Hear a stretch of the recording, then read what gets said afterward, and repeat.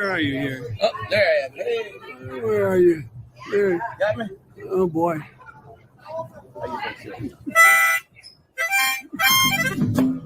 Yeah. Walk with me, Lord. Walk with me. Come on, man. Walk with me, Lord. Walk with me. All that long this Jesus journey. Walk with me, Lord. Walk with me.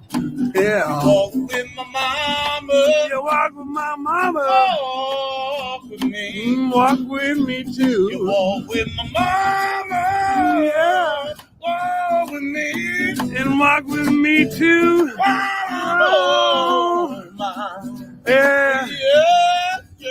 Jesus journey. I want Jesus. Walk with me. Walk with me. Yeah, hold my hand, Lord. Hold my hand. Hold my hand, Lord. Hold my hand.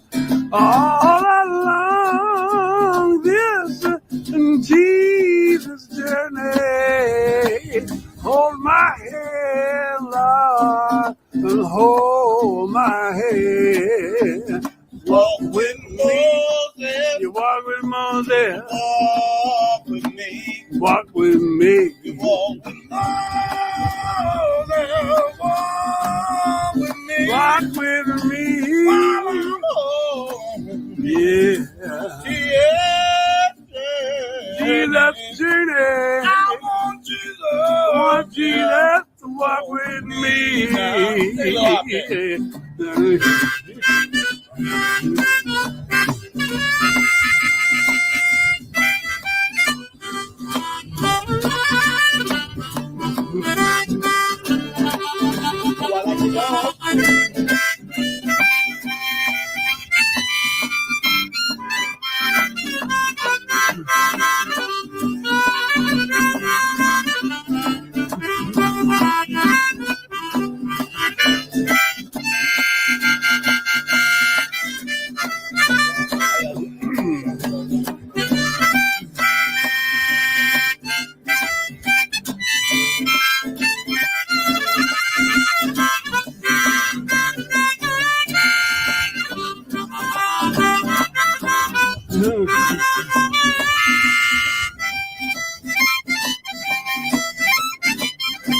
Say, walk with me, Lord. How y'all doing? Walk with me.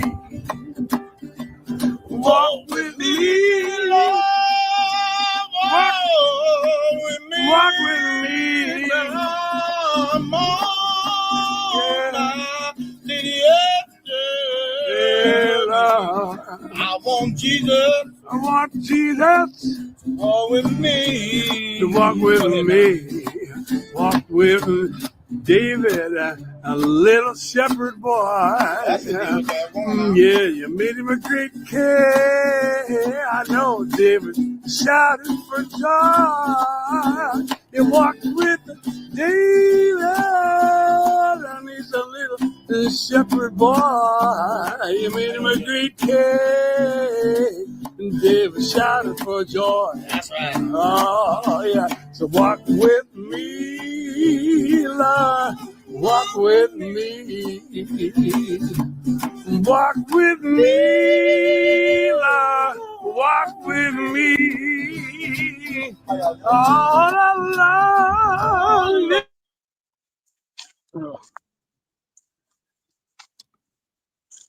Hi, Michael. How are you doing? Hello. Good. How are you? Oh, I'm doing pretty good. I'm in a wooded area, and I feel like there's a non-zero chance I might cut out. So, but Well, yeah. such things are in the Lord's hands. So, Yeah. Well, partially. I mean, I could stay more in the park area and probably not cut out, but yeah. So, yeah, here with my dog, Maddie. So I'll let her say hi real quickly. Maddie. Oh. Oh, Hi, I don't Maddie. know if you got her there or not. Yeah, a little bit. What kind of dog is it? She's an Australian Shepherd and Poodle mix. So yeah. Okay. Yeah, we Yep. have a Cavapoo. So it's a Cavalier King Charles Spaniel Poodle mix. Previously, we had doodles, other doodles, golden doodles, but Okay. Yeah. yeah, my wife is She's an allergic. aggravated hunter who's been relegated to a life of sitting around a house. Yeah, But yeah, it's tough to give a dog the life they always deserve, as far as the running around and such. But they are fun to have. yeah. So, got any big plans for the weekend? Our anniversary was today, but we didn't go. I think we've reached the edge of cell. I think we've reached the edge of the cell phone reception there. So. Oh, sorry, another dog around here. No Oh my!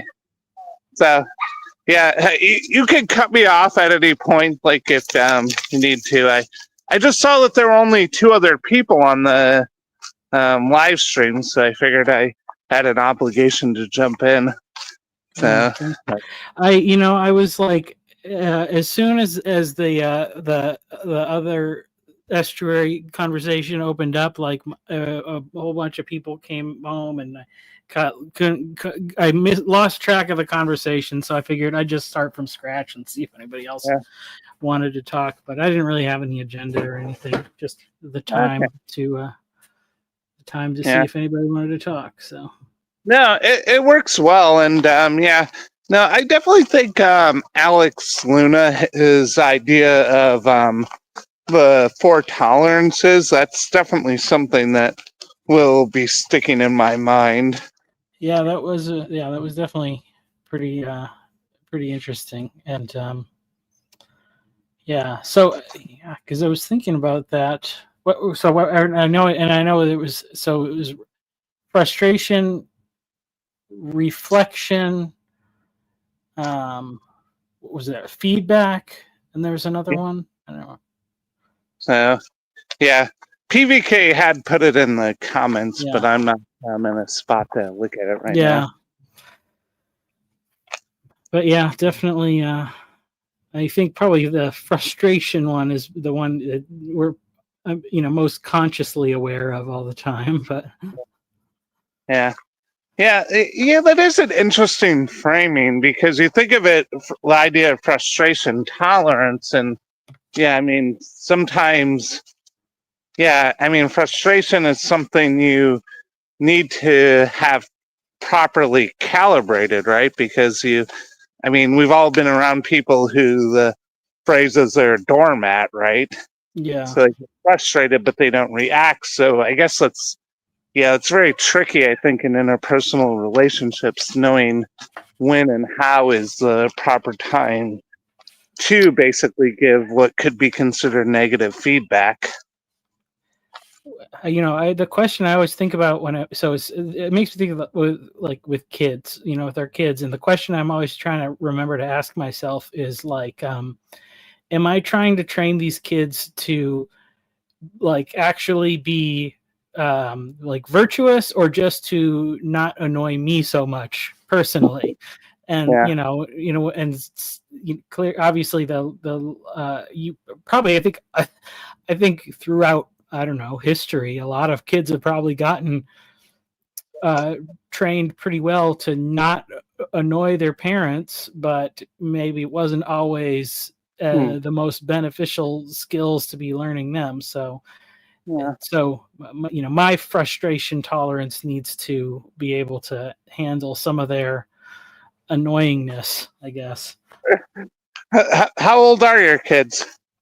7, 5, and 2. Yeah, and baby on the way. So I mean, that's always a hard thing because, I mean, part of what you have to teach a kid is to be a good member of society and to work well in groups. But you also don't want to squash the kind of natural curiosity that children have too, right? Yeah.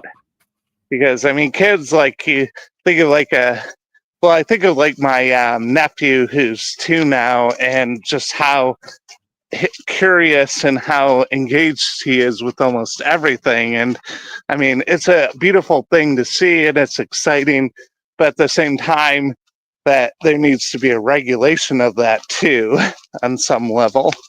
Yeah.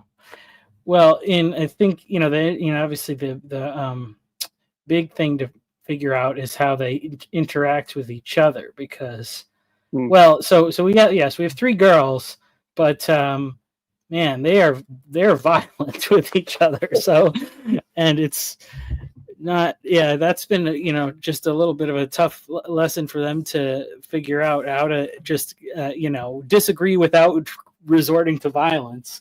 Yeah. But which that's an easy one to say, okay, well, clearly that's a problem, a lesson you got to learn. But then the frustration overload or whatever might just be in my response, because if they're being angry and aggressive and then I react in the same way, it's probably giving them a mixed message. If I'm so yeah. So yeah, no, that's a very real thing in dealing with kids, because you want to obviously give them the feedback they need, but then you also don't want to overreact too, right? Yeah. Because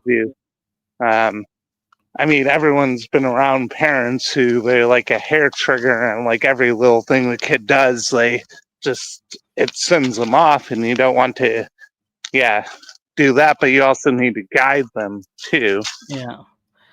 And they definitely react different too, like one is much more defiant in the face of correction. So another one will take it more to heart more quickly, where I have to be extra careful, I think, and so it's just all figuring that stuff out.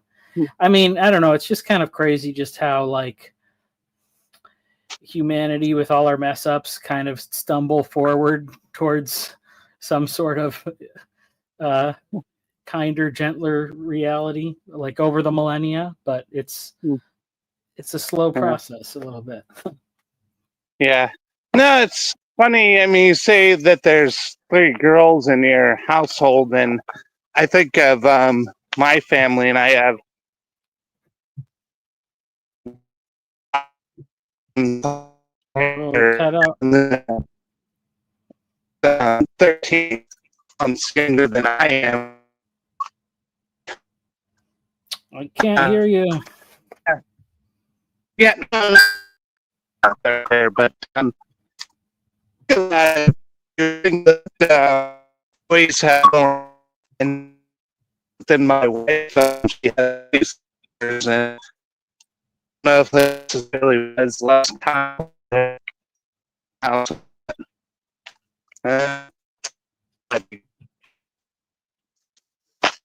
Ah, we've lost you. There it goes. Well, that's a mystery we'll never know, or not right now, anyway. Hello, Chad. You could come on if you'd like, or not. You might have other commitments. I don't really have a goal here. Just hanging out, trying to get famous on the internet a little bit.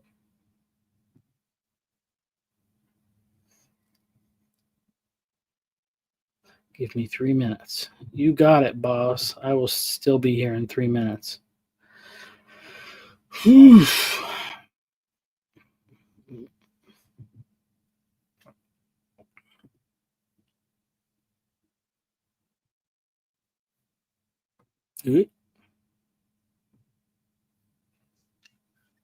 Ah, you're back. Ah, Yeah. yep. You were beginning to explain the composition of your family, and that was as far as they got. But, Yeah, no, no, I'll go around the front area of the park, so maybe it'll be better. But yeah, no, what I was saying was that I have two brothers, one who's 5 years older and one who's 5 years younger, and a wow. sister who's 13 months younger than I am. And I don't know, you would think that with boys that there might be more conflict, but at the same time, I talked to my wife who has two sisters, and yeah, there's definitely some tales of conflict and fights and those kinds of things that she has too. So yeah, I mean, I guess it's a very real thing that you develop the sensibilities and the how you relate to others with your siblings first. I mean, that is Yeah. something. Yeah. 5 years is a big gap because, I mean, it's even a 5-year-old knows it's not fair to pick on a baby. So Yep. yeah, my Yeah. my brother's like 2.5 years older than me, and yeah, we were, I mean, like best friends, but then also like worst enemies. So I think that is kind of the normal way. Yeah. Yeah, no, I'm definitely closer to both my brothers now that I was growing up when I was like a teenager. Because, well, I mean, like when you're 13, I mean, the difference between being 13 versus 13 versus 18, it's a pretty big gap. But at the same time, I mean, he's 30, well, I'm 39 this year, next year. And the gap isn't anywhere as much as it was at that time. That's different. Uh, Cutting in a little bit in and out, but I think you're getting it there. yeah. Yeah. Well, maybe I'll um people see. Yeah. No. All right. Well, Yoav, are you here? Feel free to speak, or maybe you're busy. Well, just wanted you to feel virtually not alone. Yep. Nothing to add about the subject of quarreling siblings. I have been very lucky in that respect. Yep. Well, that's they put that Cain and Abel story right at the beginning of the Bible, so you can figure out like what not to do with your brothers. Yeah. Chad, Cannot hear remain you silent. if you're Howdy. playing, then Hello. want to hear. How are you? I'm good. Am I think there's a lag happening on my end. Oh, okay. You sound all right. All right, Hello, Jer. What's up?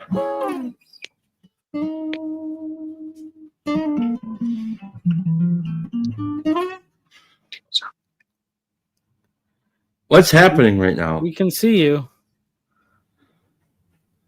Or we could. Now you're not moving. Who, me?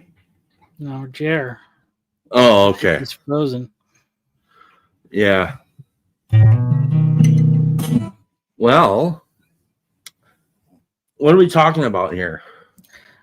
Not anything, nothing. I just was, as I said when I began, I got like 15 minutes behind at the end when everybody jumped on the stream, and then I'm like, well, I can't catch up, and I don't know what's going on, so I'll just wait until it's over, and then I'll start fresh. So that's what this is. So it's a time to talk about anything and everything. It's just the Post-Estuary live stream. Nice. Well, I was kind of, I was taking a nap when I was listening to the thing. I originally meant to just listen to it, but then I was so comfortable. I had to I got off work early and I was like, just laying there and listening to the thing, and I fell asleep. And what woke me up was somebody was mentioning this idea of if we as a culture can't get along, how to, whose responsibility? I think what I was hearing. Whose responsibility is it to keep it together? And so I was getting kind of into it a little bit with somebody in the comments about the stupid question about what is a woman? Like the idea that and it didn't have to do with the content of what is a woman, but the idea of I think that question might have been the question that that prompted the tragedy that we saw last week. And if that's true, and we can't even discuss that that basic, what I think to be is a basic fact, which is obviously a basic fact, then how I don't know, what are you to do with that? What are you supposed to do with that?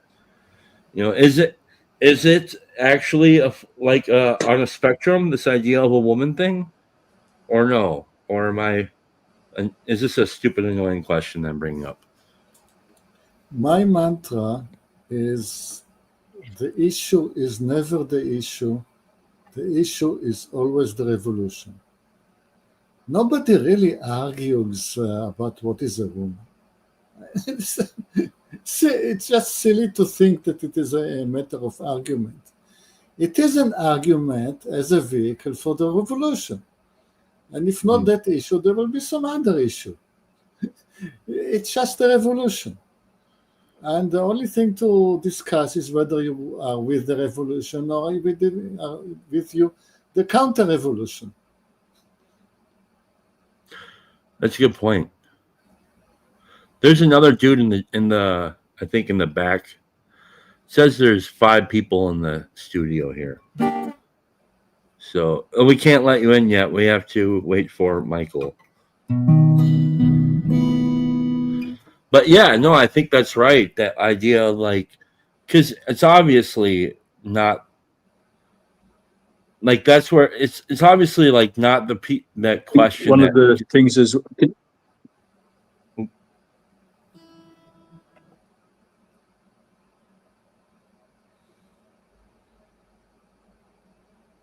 we want to keep talking, but the gods of technology is not with us today. sorry, Chad.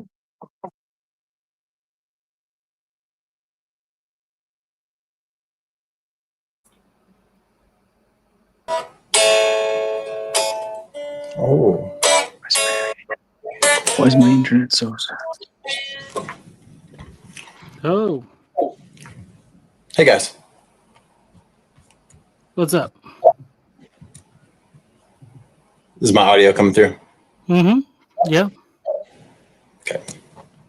So the office asks what is a man, and it's too small a word to have the question is undefined. What is a man against what and in what context? In Yiddish, I would ask what is a mensch, and when I ask what is a mensch, the answer is a man worthy of the title being a man. A good man. Yeah. I think that what you were saying, Chad, about, I think that is kind of a question that really hits the limit of where you can go. I kind of was thinking about the basic problem is just if you believe that everything is just material, or if there is something more than that, because if you're just a materialist, then everything just kind of devolves into maximizing pleasure and minimizing pain, and that's a pretty frustrating world to live in, because it doesn't have a good answer for suffering and things like that. And so I think that's kind of where what it falls down to. And then in a system like that, it's like man and woman are interchangeable. It's just bodies. It's just bodies made out of atoms. Whatever. So. Well, I think to Yoav's point, it's like that. I mean, that's what I was kind of thinking about too. Is that it's not really the question itself and the topic itself is just fodder for a different fight, and like I had been thinking about. Somebody said that the lines of the lines will be the political lines, or maybe it's not exactly political, and maybe it's something greater, simultaneously greater and lesser than political, which is like ideological, perhaps. The lines will be drawn on whether on lines of sex, so male or female, and then those living and those not living, on that axis right there, and it hits the limit there because I don't know,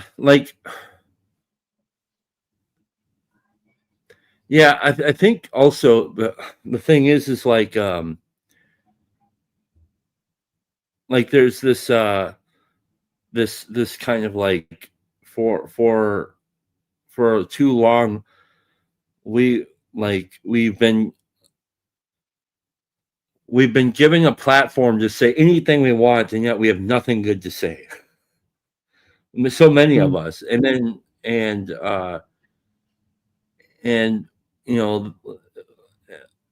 like when I was growing up, I would hear things like, we don't talk about religion or politics, and that kind of ideology or whatever gets stacks and stacks and stacks, and then I think it breaks down at the level of authority, and then yeah. So I don't know. I'm just yammering now, but yeah. Well, I think that there's definitely like a sort of problem where there was questions that you weren't supposed to ask because they were polite or something, and then it became like taboo to ask those questions or something, and then it's like now we forgot how to ask those questions and how to have those conversations, but everybody's still running around imitating the like behavior of other people, but it's the blind leading the blind in a lot of ways. Except like to me, it almost feels like to me, it almost feels like people who have had a low-level beef for a long time, and they never quite talk about it because it's like it's never really worth it in the moment to get into everything. But like a pressure cooker, like at some point that gets released, and I think traumatic events have a way of just sort of like resetting everything, and it like usurps the attention ray, or like it's like the nuclear attention ray or something. I'm not quite sure. There's something to do with attention and trauma or violence that just makes you go all of a sudden, all right, I don't care what's socially acceptable or appropriate or what so-and-so might think, because we don't have the luxury of ignoring, whatever it may be. So I feel like at a cultural level, it's almost like we've gotten to that point where, mom and dad are finally having that like low level beef manifest into something palpable. Yeah. It's just chaotic. Well, yeah. And the kids are brought in to arbitrate the conversation. And the kids don't have wisdom. Like we don't Yeah. have the wisdom to, and then so it's like the legacy resentments that are being like they're like cheap shots.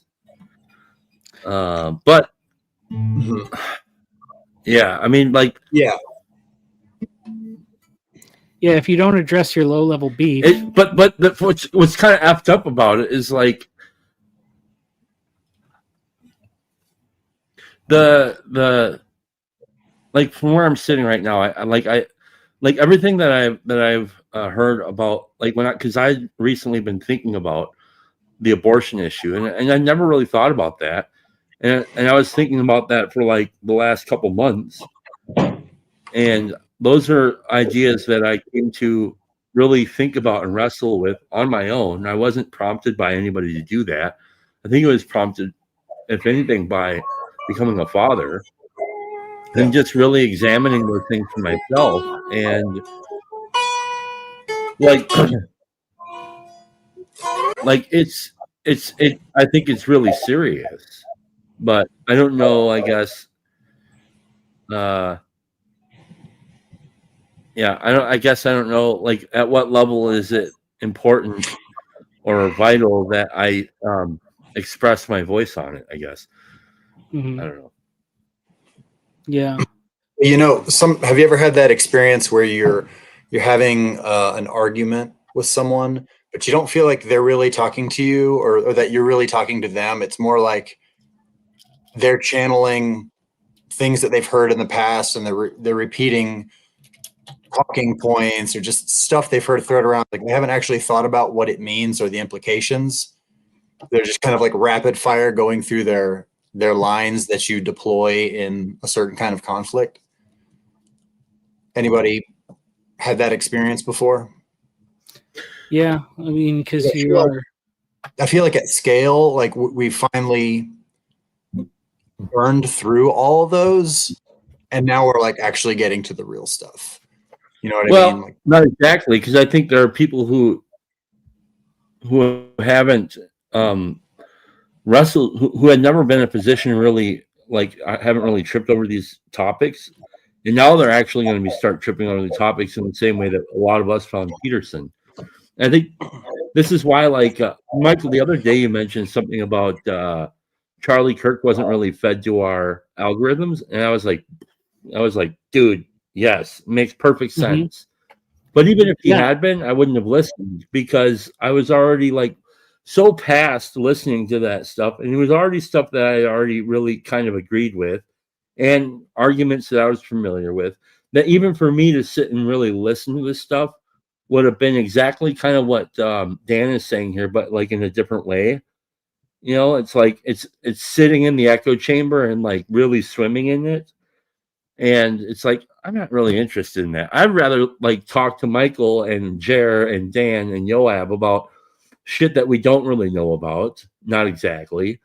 Maybe Michael has something and Jer has something, and we can kind of spitball and tell dick jokes once in a while, and like build a relationship over time. We don't know how rich the relationship can actually get, but I think that's why I think a lot of us find ourselves over here versus sitting in the echo chambers of the polis, I guess. Yeah, I just spoke about that to Kale a little bit on Twitter or whatever, because he was talking about how like he was getting so much of the people like of a particular side complaining about whatever Jimmy Kimmel getting fired, and I was like, yo, you got to reconfigure your algorithms, and he was like, yeah, maybe it's because I've been doing too much like ironic reposting of the people that you're trying to like battle with. And that's when I brought up the whole thing with Charlie Kirk. Is like, there was nothing. He was like too sincere and wholesome to trigger our algorithms. There wasn't enough like stuff to make us angry. Jerry, you gonna say? Yeah, and this last week I actually spent a lot of time just listening to him, because I never listened to him before. I wanted to know, kind of like I was curious now, what was it that people that were either repulsed by or attracted by. And I spent a lot of time, I was really attracted to listening to it, just for maybe there was some kind of like saucy spectacle there to listen to it. But I woke up this morning and I'm just like, fuck this. I'm sick. I need to, because like I look at my YouTube algorithm feed and I'm like, dude, there's this like it's just nothing but out like Charlie Kirk stuff. I need to get. I just started deleting channels like not interested, not interested. Don't recommend this channel. Don't. It was just like I started to feel like I was getting eaten by the algorithm, which is I don't want that. You know, I thought Jeremy had something to say, but he's not present now. So, you know, it's funny because I keep seeing clips. Like I haven't been like trying to watch a lot, but like, you know, several things where people have been like posting things where they're like, this was really memorable to me, or like, you know, a lot of these good things. And it's such a weird feeling because like I've gotten to speak to so many people that I have the screen relationship with. And you know, it's like, oh, you know, I get to speak to PVK pretty regular, and I've met him in person, and then it's like, so, and it's not, and it's like, it's not without, as unlikely as it is, it's like, you know, it's not completely outside of the realm of possibility that I could talk to Jordan Peterson someday or something, like, you know, if I really wanted to like pay for the meet and greet or something like that. Hopefully, you know, when he gets better. But then it's like, I hear this guy and I'm like, oh man, I really like this guy. Like, this is a guy I would love to be friends with. And then I'm like, oh, I can't be friends with him. And it's like, it's even more impossible than, you know, it was, however big, like the numbers, you know, separated us. And that's just like the part that's been kind of like sad for me to like, so I'm like, yeah. And so I'm like, I can't watch too much of this because it just affects me in a weird way every time I like start being like, I could be friends with this guy, but then I'm like, no, I can't. A word of advice to Chad. If you are looking for new points of view and interesting conversation, this is your chance. Because you have in the audience, you have Yon God, whose point of view is extremely original in believing there's never a change in the world, that there was never a creation. And you have the Office of Secular Quranism, who believes that the right form of government is a secular state based on the rule of the Quran. And they're both extremely intelligent and able to carry a conversation and explain their point of view. Never mind myself. So I don't know if you can and how you can entice those people to come on the stage and have the conversation, but don't let the opportunity go by. Well, I thank you. Part of it is I'm not looking to have my mind change, but if it happens, I'm open for it. So, but I'm also not looking to just like only be engaging in things I agree with either. So I'm not actively seeking out how to be changed because I think I went through a lot of that already. But I'm open to having my eyes open more in, when that's necessary or what's the word, appropriate. But yeah, Jerry, I feel like we've been walking all over you, man. Yeah, no, I had to go up. There was Michael. Firstly, thank you for letting me onto your stream. I appreciate that. I had to go upstairs. There was a 10-year-old domestic happening, so I had to bring the thunder. So I'm kind of going back 4 or 5 minutes now. But one thing that was kind of striking me is I think we've moved from kind of a subtle knowing, right? Like, you know, what is a woman? What is a woman is a kind of a thing where you can take blunt knowing of you know, kind of have X, X, Y, and all these various, you know, variations and oddities and these 1 in 10,000 kind of things that happen, but we've lost this kind of subtle body knowing, this collective knowing of what a thing was, where we would all just be able to reside in that knowing and just, you know, kind of agree on it, you know. And now we have this kind of scientific, hyper specific, individualized, must know how to slot it into every category at every time, right? And if we have one deviation, then it says computer says no. We're in a kind of a binary way of thinking, you know. I kind of think that's a lot to do with maybe reading. You know, maybe we're on the tail end. As one of my hobby horses is trying to think about the tail end of 500 years or 700 years of reading, you know, and how that fucks people up and kind of makes them go down one way, you know. But I have a ukulele. I feel I should grab my ukulele and I'm learning to play, so I can't bang out any tunes, you know. But it's like there's so many people with instruments. I feel like there's a jam gonna happen. The question. It's interesting that you brought that up. I feel like the question or questions like it, they're not meant to actually get at any kind of understanding, I think, or to like find any sort of wisdom or anything like that. It's like it's just a blunt weapon to like get to kind of draw a line in the sand. I think that's what that question is. It's not really a question. I don't think. Yeah. Are you referring to the "what is a woman" question from the chat? It's just like a way of picking a fight in a bar, right? It's like why do you look the way you look, right? It's not gonna lead to anything bar trouble, right? I mean, from where I was standing at first, it seemed kind of antagonistic, and then I'm like, yeah, but this is a chat, and you can't read body language, and like you can't tell what's sincere, or it's always hard to infer people's motives, but it's just even harder through chat. But I think more generally, it kind of got me thinking. What I was trying to explain when I spoke earlier is that of people just kind of reciting scripts. And I feel like there's a certain script to ask a question like that that's supposed to be kind of like, oh, wow, you just blew my mind. Like, that's so deep. I never thought of it that way. Right. But it's actually super counterproductive. And I'm not trying to impute motives on whoever it was that said that or whatever. That's not the point that I'm trying to get at. So I don't know if that's helpful at all, but I mean, Dan, I also I don't know the chat and I don't know the question, so I'm only talking in general. But what used to fascinate me about looking at opinion polls, right? There would be like opinion polls. Should Ireland vote, you know, to kind of give more powers to the European Union? And it'd be like 70% would say yes and 30% would say no. And then there'd be like an next poll. It's like, should Ireland agree to shoot all the dogs?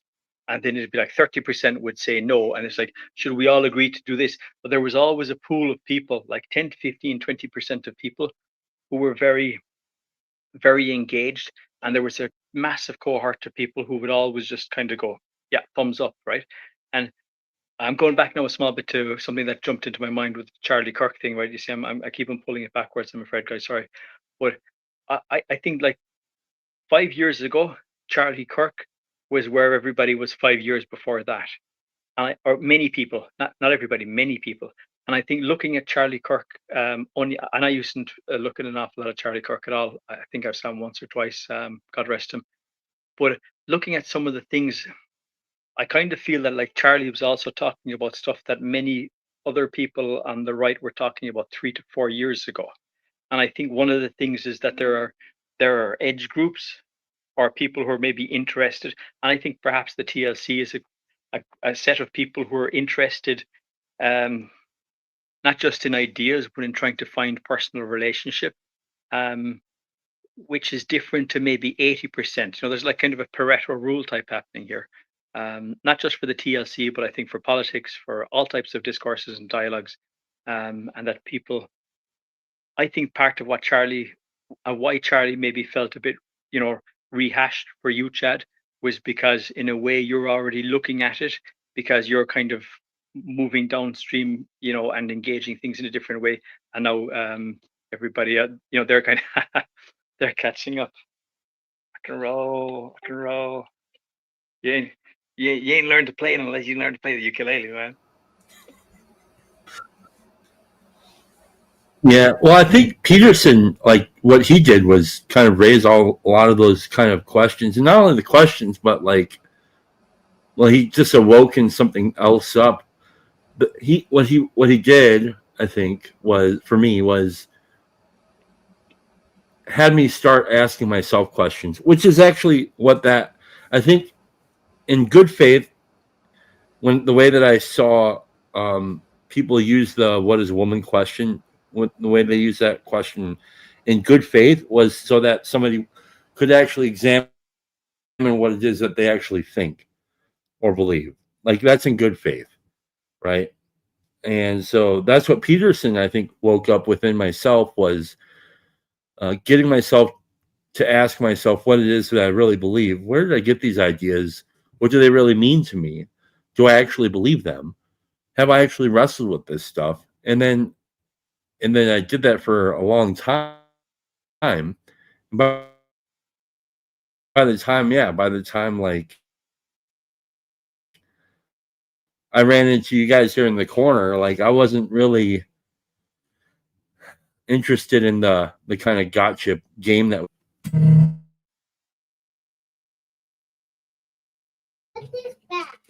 Yeah.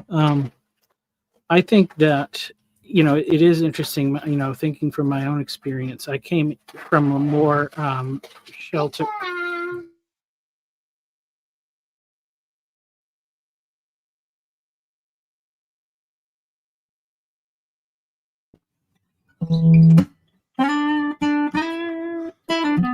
So I'll try to talk a little bit this, but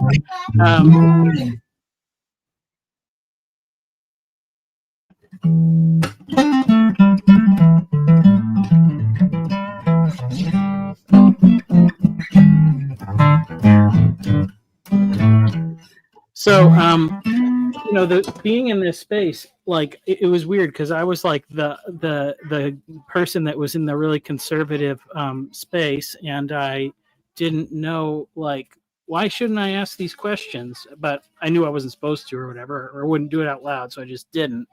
And then coming into like this area where the the good faith conversation, and like the relationships is the primary thing. For me, it's been a good learning experience. Okay. It's been a good learning experience to like see the value in other viewpoints, even if like they're wrong or whatever, like, and so like, it's like for a lot of this progressive stuff, like it's like it's like 90% of people were like, obviously that's wrong, like right away. And then whatever, the 10% were like, we're not convinced, and so they're going to push the limits. Well, then when they hit a limit, then it's like, okay, well, now we know where the limits are, and that's like really useful for everybody. Even if it's like, bad stuff comes out of it, and I think you can definitely say that with all various types of experiments with technologies and philosophies and all of it, like, bad stuff comes out of it, but like we have the opportunity now that we've kind of figured out like where the limits are, like let's preserve the knowledge of those limits and maybe like preserve the explanation of why things went wrong, because it's not like nobody's ever made these mistakes before in the past, but we didn't. It's like the whole history is written by the victors thing. We don't always have both sides of some of these conversations. So it's like it's good that there is a progressive element in the world, even if it needs to be curtailed, because also conservatism can go too far, and so you do need that balance. Yeah, early in the stream, and I've heard a lot of people say this in different ways in the last week or so. They'll say, oh, well, look at the right doing cancel culture too, or something like this, like it's like it's some big gotcha.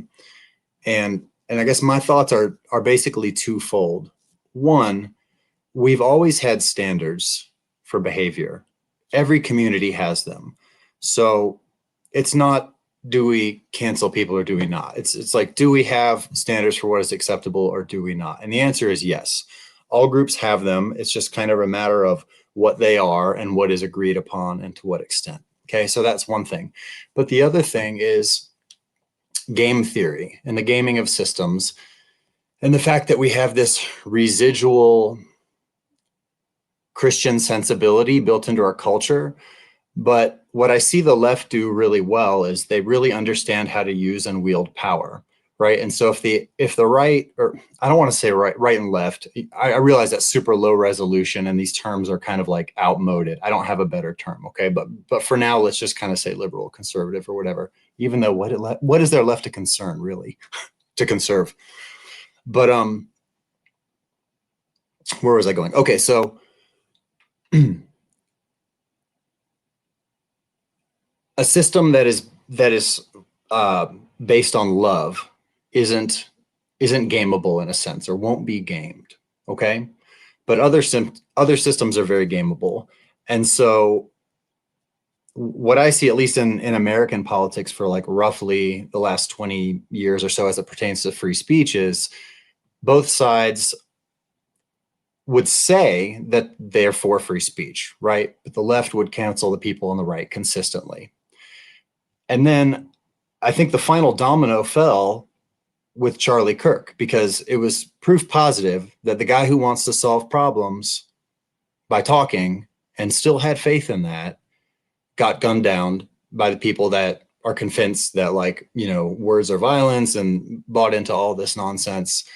And it's kind of like a category error where it's like, oh, but certain words, you know, we can kill you or whatever. So we have like this loophole. And so I think finally, like, the mask was off, the game is up, and people, you know, on the right are like, look, if they cancel us, but we never cancel them, it just becomes a playing field that's not level, and we are getting smoked.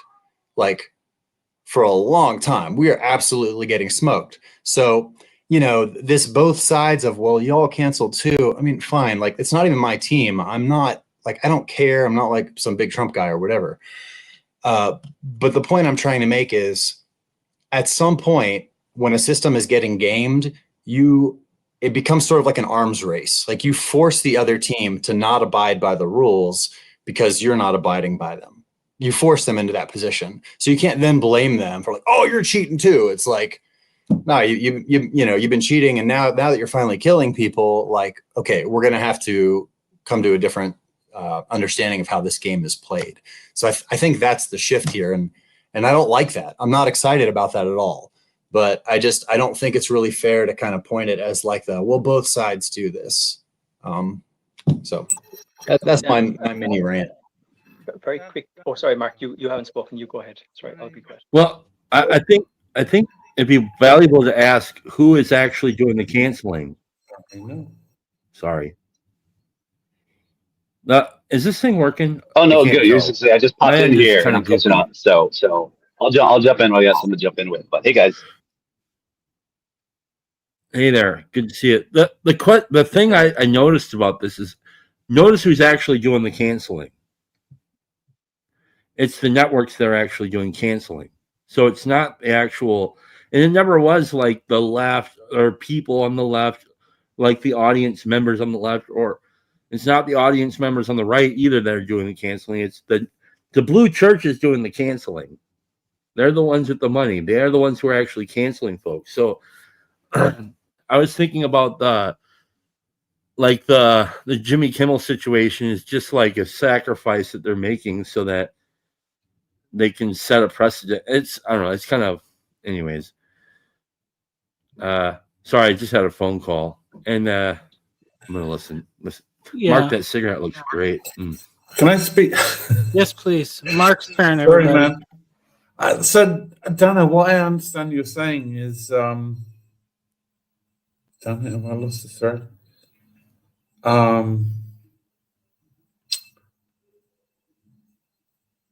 they're playing a game, and there are rules to a game, and who's making the rules is a really interesting question.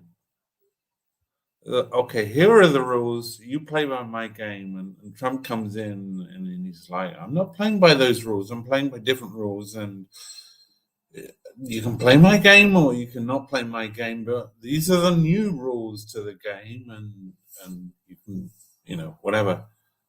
So I don't think I'm disagreeing with you. I'm just questioning. I don't know what you guys think about this.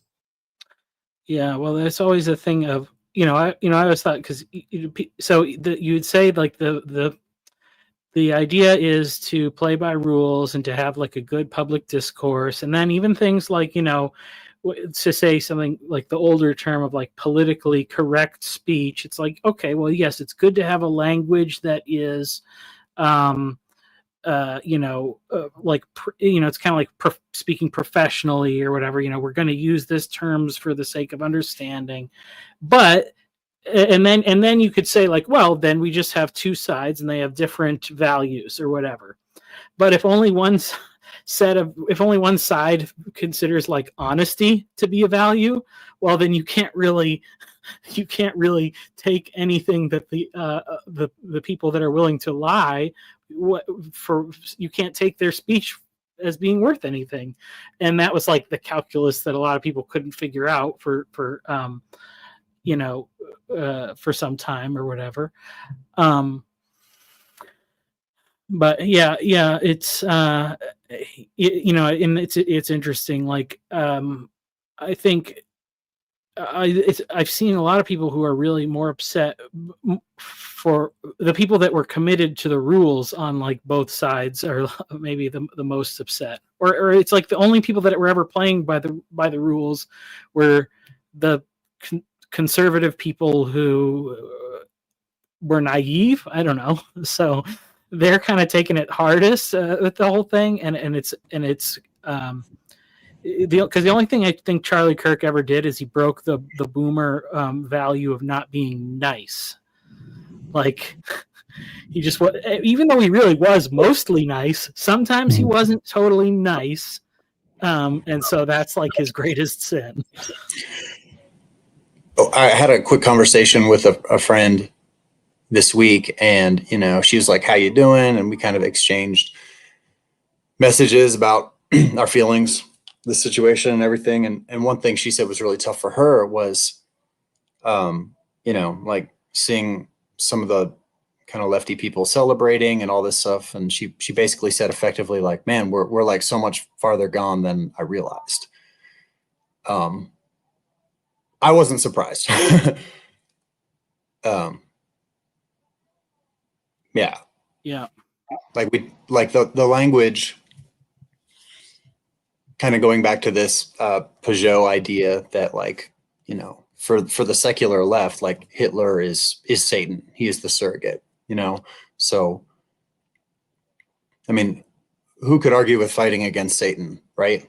Like that's kind of the one thing that we all agree on is we're supposed to do that. And so that's been going on for years now. And there's a lot of true believers, like they really do believe that, like, guys like Charlie are like, that's as bad as it gets. They're an existential threat. So in their minds, they're behaving rationally.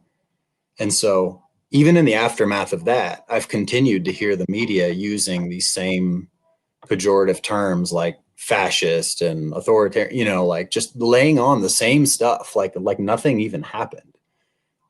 They're showing zero contrition.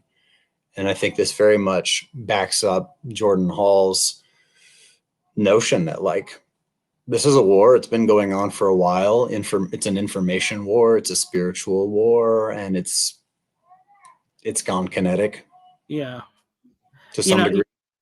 I mean, I'm mostly encouraged because I feel like it seems like the great like center mass of like people are seeing what happens with a relative degree of clarity, and it's really exposing a lot of the weird fringe elements. Like I saw a few people that like, and then there's some people that I know, like I follow, that are like extreme right or whatever. Some of the people that are trying to be like Christian nationalists, and they were like jumping on this thing of like, discourse doesn't work, we need to embrace violence now. And it's like, they're just such a small and pathetic voice crying out in comparison to just the, that it's like they like, just even in the first, day or so afterwards, they burned so much of the credibility that they still had by, doing the kind of like, oh, I'm just asking questions. And, and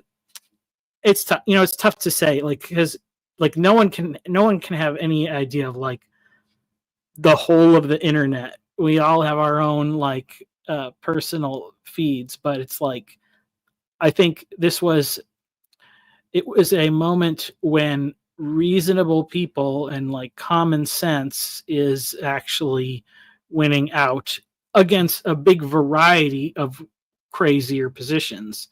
And that's a very helpful, like, clarifying thing to see.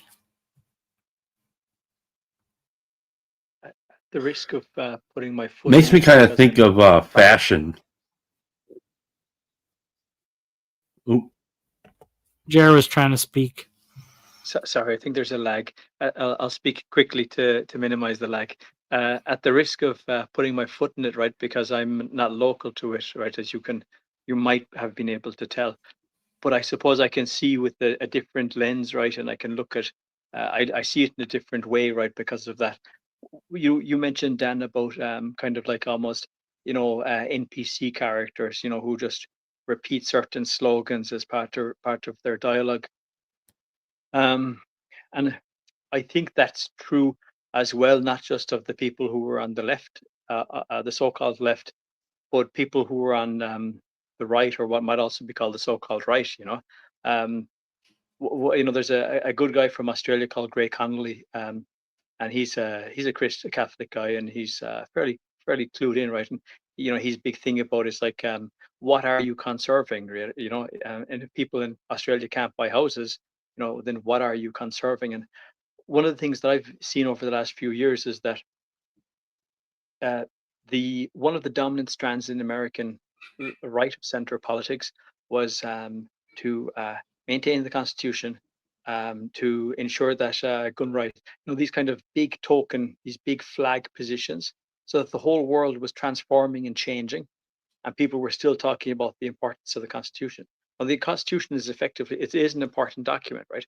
But when everything is changing around you, could it be that you were intellectualizing in a castle, while like almost like Hitler in the bunker, right? Kind of sent Steiner into fight the Russians. Well, Steiner's army is gone, right? It's not happening. And there's an element of that reality, I think, is catching up with maybe part of it. It seems to me that part of American discourse has been, in the last 10 years on the right, has been those people who were more into thinking about things on paper and sitting in coffee rooms talking, or drinking brandy, talking about the importance of the Constitution, the importance of the Second Amendment, etc., etc., importance of free speech. We're totally blind to what was happening in the background, ignoring the fact that nobody can, it's very difficult to buy a house in America as it is in the rest of the Western world, and they didn't know what they were conserving. And I think that kind of vibe is happening. I kind of sense that vibe happening, and that more and more people are kind of figuring out what's important and why. From once you know what's important socially, then you can go back to figure out why the Constitution could work, as opposed to thinking the Constitution will work while everything's falling to pieces. I mean, maybe that doesn't land because of the distance. Maybe I don't have it nailed right, but that's just my contribution. No, well, the thing that I take a little hope is, and so one of the things Paul was talking about in his video that he put out this morning was like bringing up the image of Japan in World War II, and that they went like super nationalist and all this stuff, and it's like, well, what if America does that? But I think there's a difference, because they were like, like they were going back to the emperor is descended from the gods, and like I think we're, if we go back and say like reset, what is the reset? Maybe we say it's the Constitution. Maybe we say it's something like Plymouth Rock, which would be like the more explicitly Christian kind of nationalism that could emerge. So long as we don't go back to like the Aztec gods or something, I think we'll be okay. So, I mean, it is good to have those things in there in your history. Do we know what we'd be going back to Michael? Because when I came to Holland first in the early 2000s, it was very popular for politicians to be saying, well, there is no such thing as Dutch people. And me coming from Ireland, trying to learn the language, looking around myself, kind of going, this is nothing like Ireland, and it's only 800 miles away, right? It's like, if these aren't Dutch people, what in God's name are they? And yet this discourse was so prevalent in Holland.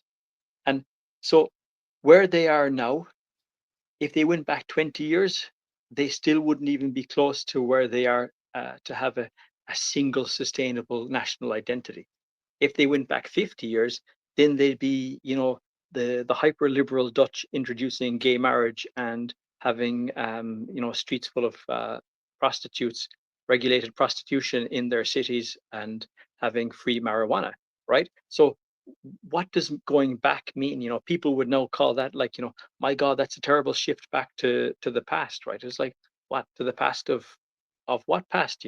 So I think even if America went back to like 1970s, the sense of national unity that was probably prevalent in 1970s might terrify many people today, and they would be like, my God, this was unbridled Christian nationalism and hyper nationalistic identity, whereas in reality it might have just been the country you grew up in, right?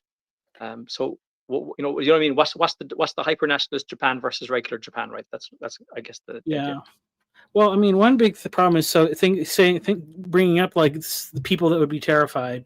So this is a huge problem in that our country has these two stories of people that have been told. So like I said, like my cousin, I have a cousin who's very left, and the, all of the picture of the world and this country that she's gotten is like totally different from what I've gotten.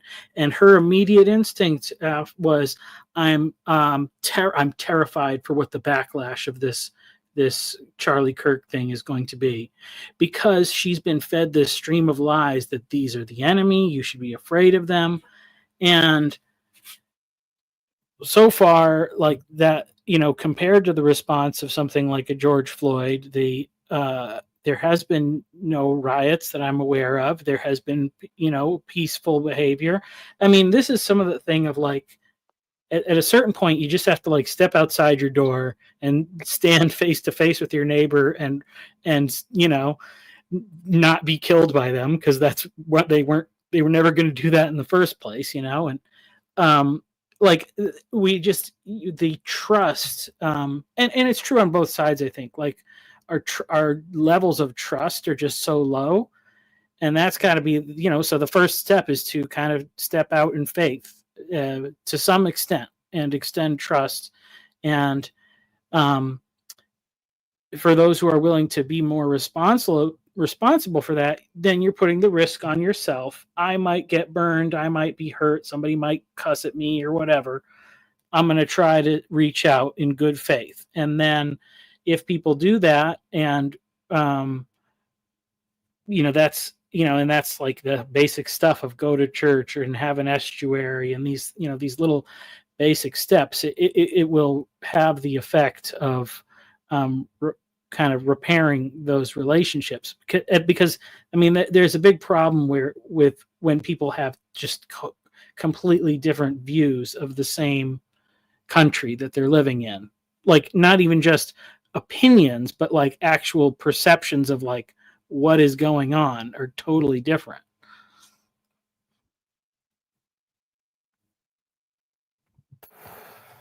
I wonder if, I don't know, now is a good time to do a really loud public estuary procession and just print a bunch of flyers that say something like, your neighbors aren't as scary as you think they are. Come talk and let me show you. Yeah. If I wasn't quite as busy with children and other things, I thought it would have been a really good moment to like, kind of like how there was the Jordan Peterson meetups, to say like, do you want to talk about what happened to Charlie Kirk? If you want to come and talk to other people about it, like come to this meeting or something. Or even like aggressively, do you want to yell at somebody about Charlie Kirk? We'll take that too. Well, if you say no, if you schedule the peaceful meeting, the screamers will come free of charge. That is true. That is true. They always Can are. I ask Jared a question? Is that okay? So I grew up. I had my childhood in the 80s, and I vividly remember the IRA and blah blah blah,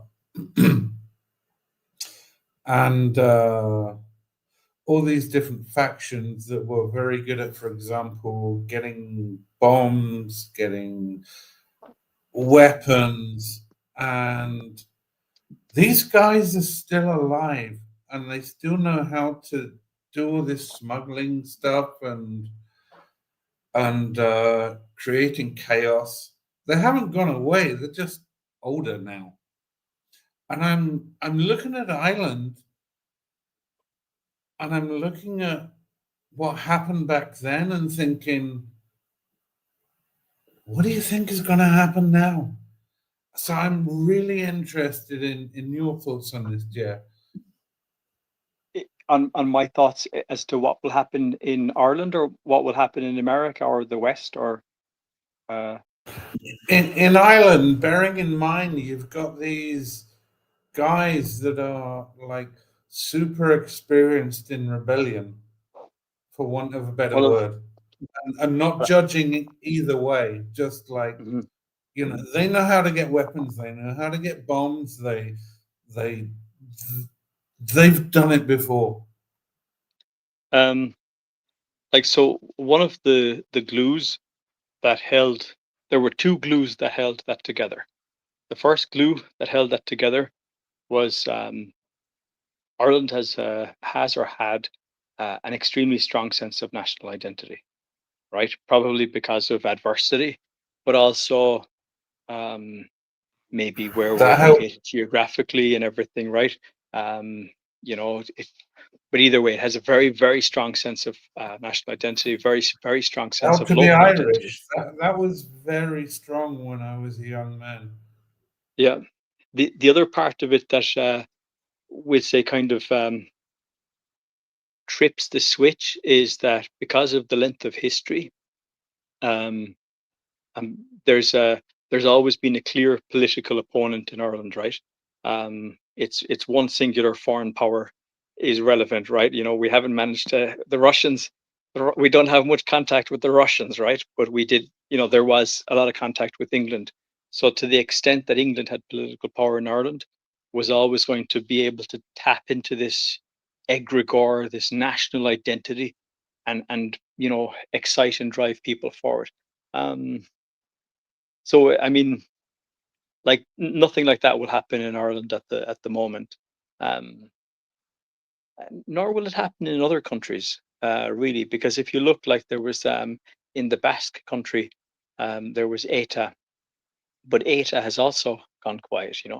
The Bretons had a small thing every so often. Check you, the Basque country, the northeastern region of Spain. It's currently in the northeastern part of Spain and the southwestern part of France. Remember, tourist, you are not in France, you are not in Spain, you are in the Basque country. They have these posters posted up on their streets, But there was a kind of a de-arming of nationalist movements in the 90s and the early 2000s, which took the teeth of them, because there was a move away from national identity. The zeitgeist was that to have national identity was almost unthinkable. And I see that a lot here as well, right? Because I see a kind of a loss of the internal locus of thought. Remember, there was discussions about why is it that there's no French Peterson? Why is it that there's no German Peterson? Now, I think to an extent there are people like that. Peterson meaning Jordan Peterson. Jordan, yeah. Oh, okay. That there's been no replication of those moments. And I think that's because, well, ultimately, there's one Western power, which is the dominant cultural power, and I think that has changed so much since the 90s that I find it striking. Like, but in the 90s, I grew up listening to Irish pop music on the radio. All the people singing were from, there were bands from my own town. They would be playing on the radio, Whereas now all the music I listen to is from America and Canada and England, and there's no Irish music, zero. And I think in that context, Mark, it's very hard to have a scenario where like national identity is pushed down for kind of a global identity, which is mainly just really handy for businesses to be able to move people from one location to another and to buy assets here, there, and anywhere, right? It's like I said to some fellow once before, we're talking about the left, and I said to him, I'd be on the left, except I'm not rich enough for it, So it's that kind of world we're in now, right? So I don't see any kind of any resurgence in this kind of armed violence, nor do I think people in America who are kind of talking about, left-wing groups. I don't think those left-wing groups, as they're currently constituted, have the mind frame to be able to run a kind of a campaign, even like the people did in the early 70s in America or the 60s in Germany, because that's a very serious business, right? And they seem to be more kind of LARPing than they are. They're dangerous, right? But to be able to run an organized campaign of sustained attacks over the space of years, I don't think they're there. So, you see for example, the IRA. You think they were left wing? I'm sorry, Mark, I didn't catch you. For example, the IRA, the modern IRA, not the old. Do you see them as left wing? The IRA has effectively stood down since about 2002, 2004. The IRA up until about, so there were two IRAs in the 1970s and 1980s. One of them was hyper left wing, like proper Marxist. The other one was slightly left wing, but also equally had people who were nationalist, right? Right wing and nationalist, and had people who were nationalist and left wing. Like there were people who were, interested in international revolutions all around the world, but who were attending marches with the national flag, and so it was a strange kind of mix. There was this tension between adhesion to the very strong sense of cultural identity, the very strong sense of fighting the age-old take up the cause, keep the torch burning from generation to generation, plus a bit of Marxism, because Marxism and left-wing agitation was pretty trendy in the 70s, right? It was counterculture, and it was very alluring, and I suppose it was a new idea. It maybe filled out some of the older aspects of national struggle, right? It wasn't just a case of kick the Brits out and make everything work. It was like kick the Brits out, but once you kick the Brits out, what are you going to do? How are you going to build a new society? How are you going to make things better, right? Because things were rough, so therefore things had to be made better, right? But yeah, I would say that the IRA was 50-50 between nationalist, which I can call right wing, and left wing, until about maybe the mid 90s. And then after that, some of the more nationalist guys, they fell away when things became politics, and the decision was made to go down the political pathway. And then Irish politics began to get ever tighter drawn into the currents that were coming from across the Atlantic. And at that stage, social justice and this current was swept away the young people, even from the early 2000s. And I think at that point, what was left of the IRA was drifting towards the left. But there would be many people in the IRA who were very conservative. Like one of the guy who was a gun runner from America, Jeremy Gach. He was a strong Christian, right, a Catholic. So and ended up leaving because he had disputes, but there was no kind of like, yeah, well, Jerry McGoug's a hyper Catholic, right? So kick him out. It's like, well, it was a big tent, right? And then when the conflict ended, you don't need to have a big tent when you've no conflict, right? Then you can just narrow it down and kind of go, kick out these guys, kick out those guys, and you take over the bus. Yeah, it's always But that thing. they fought just very quickly. The guys who were Marxists, they were the dominant IRA, the IRA that you would know. They were shooting the Marxists in the 80s, right? So that tells you, right? So that's an interest, So who then is left wing and who then is right wing, right? That's the whole thing. Well, I mean, if you study united the against a history of common the Soviet enemy. Union, first they kill the old school.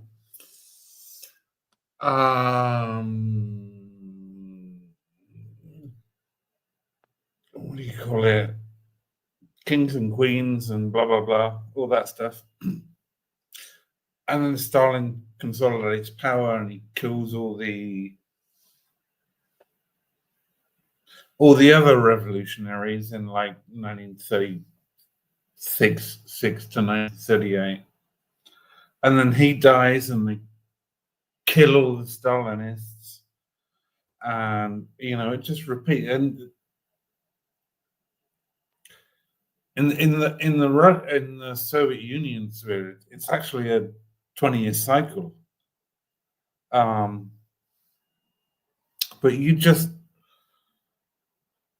what you said was so beautiful to my ears.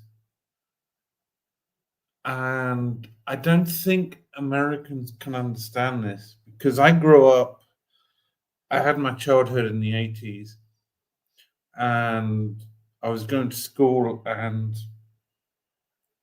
we were taught to fear the IRA. As school children, they were going to bomb our schools.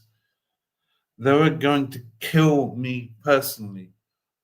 And I don't think that's actually true. I don't think they were targeting school children, but we were taught that. And so to listen to you with such an unbiased, just practical reality is really heartwarming for me.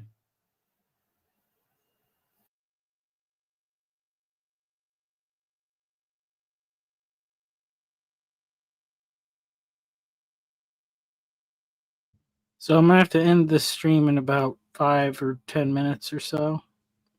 But yeah, interesting stuff. So one thing I had thought about earlier and I wanted to bring back. So William had asked this question. It's actually puzzling how to fight fair. And I had the thought, is it fighting fair when you're willing to lay down your life for the person that's trying to kill you? Is that fighting fair? So I responded to that with my typical poor spelling, that like we need to, if not fight fair, but figure out how to adapt just war principles to rhetorical battles. It's a question of, it's like, how do we fight conflicts that we're drawn into, but in a way that deals with the problems, deals with the enemies, but is not done in an unjust way that exacerbates the conflict. We are fighting in a way that is always looking towards peace and reconciliation. And how we do that, I think, bears a lot of discussion. Don't have time to talk about it in like 5 minutes, but another stream sometime. Well, I do think, and this kind of was just thinking about what I was talking about at the beginning with like kids and stuff, and like the loving, like responsible way to help people. Like Vervaeke talks about how agape is what brings us into like the fullness of human being, and so like a parent of kids or whatever, it's like those kids are violent. I can't remember. It's like the most aggressive person in the world is like a 2 or 3 year old kid or whatever. but they're weak, so their blows don't hurt much. But even still, like as that kid grows stronger, the way you like train them out of that, they're still doing the violence, and then it's like where is that violence directed? And the parents that love them will ultimately be like, okay, well, you direct it towards me. I'll take the violence onto myself, and so that you can learn the consequences of that and learn to not do that anymore. And so then I'm protecting other people from your violence, but I'm also protecting you from the consequences of your actions if you were to never learn to stop, and you grow up and you become strong and you're still punching people every time you get annoyed, then you get into a lot of trouble. So I mean, I think that, and that's, that is kind of just the whole thing of like responsibility, is that it's picking up your cross, taking, and it is like taking suffering on ourselves, but probably also like it means not like, I don't know, tolerating immaturity and annoyingness and stupid rhetorical nonsense. And how do you scale that, Michael, back to what you said at the start of that segment, which was the idea of, would you be willing to lay down your life for the person who's trying to kill you, right? Because there's a kind of a jump to a higher scale or higher level from, taking the blows of your child, who's not trying to obviously kill you, right? But who in their anger, just as I had to, when I turned off the camera, had to run upstairs because my 10-year-old refused absolutely to go to bed and was just trying to stand in the hall and not listen to his mother. But there's a jump into the kind of societal level where you're dealing with, like you're dealing with a single body. But what do you do when you deal with a communal body of like 10,000 people? And how do you then kind of, like, if at some point I just had to kind of, barge my son a bit into the bedroom and kind of go, well, at least where you're going to sit here now and you're in the bed, you can sit there and figure out what you want to do. I'm not going to force you into the lie down, but you can figure it out what to do. But I've set a barrier for you. And that, like that leveling up is something I think it's a very big question at the moment. Yeah, I'd like to add, I think along those lines, there's some confusion about sacrifice, because we have these category errors where, as Christians, we're called to self-sacrifice, right? But as a parent or a guardian or a protector of others, it's an entirely different thing to be required to have them be sacrificed, if that makes sense. Because, maybe they don't have the volition, or they don't have the awareness, or they don't have the, they're just not in a position to even choose, So, with respect to masculinity and self-sacrifice, again, like, and this is an area where I think specifically in politics, good-natured people who have good intentions and Christian sensibilities will get hijacked because, through the selective application of their own worldview, which is being required by their opponents who, surprise, surprise, don't have their best interests in mind, are going to require, try to trick them, essentially. It's just regular satanic stuff, but it's clever enough, and it's deeply coded in deep Christian principles of sacrifice, that it can be really effective. And so I think we're really having to tease that out now. Yeah.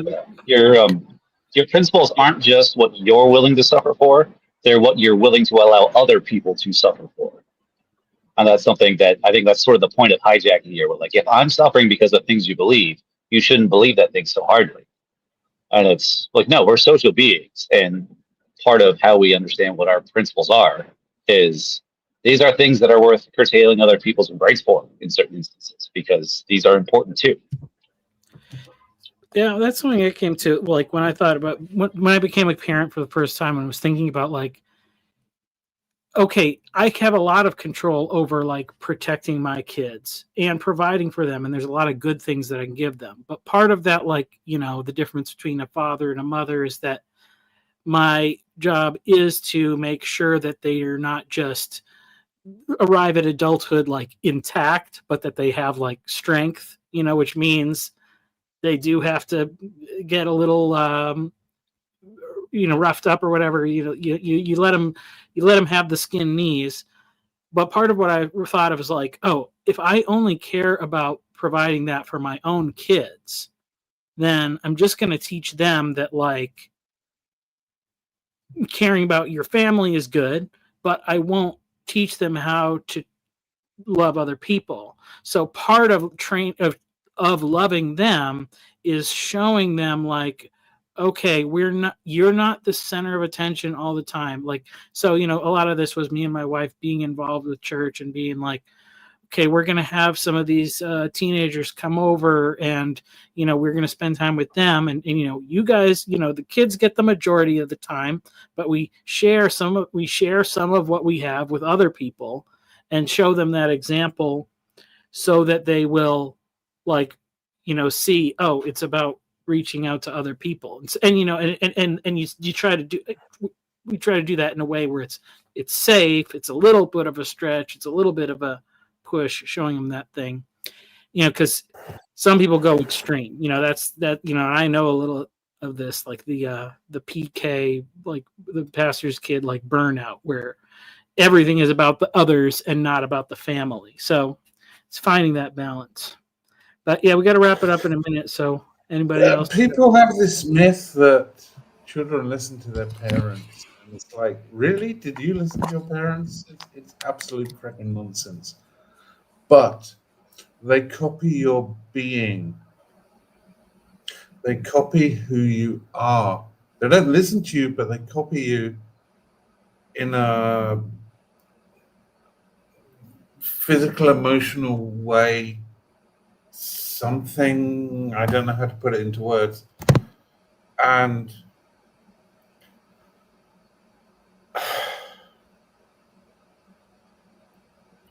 if you want your children, they're going to copy you anyway.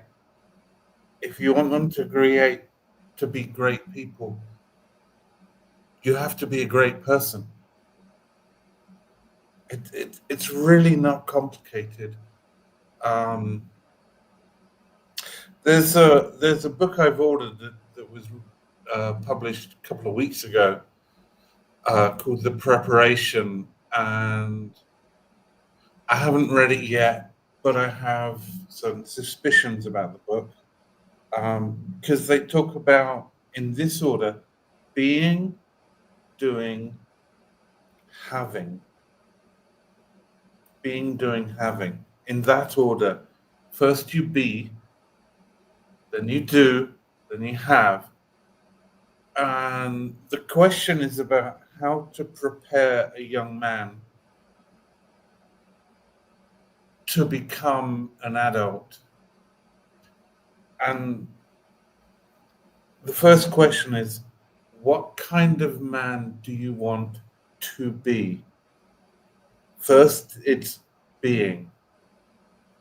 Then it's like, what do you have to do to become that man?